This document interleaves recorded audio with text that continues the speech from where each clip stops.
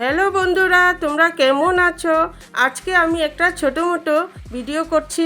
আমি একটা চাটনি বানিয়েছি আলু ভর্তা করে।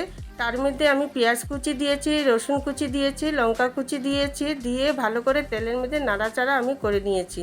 তারপর এটার মধ্যে 2টা শীতল দিয়েছি।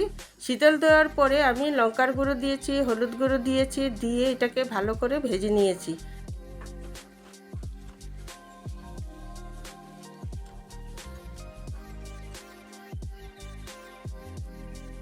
তারপর আমি নুন দিয়ে ভালো করে নাড়াচাড়া করে নিয়েছি। করে আমি আলুগুলোকে এটার মধ্যে দিয়ে সুন্দর করে আলুগুলোকে নাড়াচাড়া করে আমি এটাকে ভর্তা বানিয়ে নিয়েছি।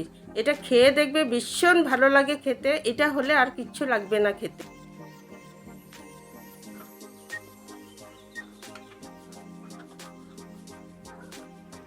আমার রেসিপিটা যদি ভালো লাগে একটা লাইক, শেয়ার, কমেন্ট, সাবস্ক্রাইব একটা করে দেবেন।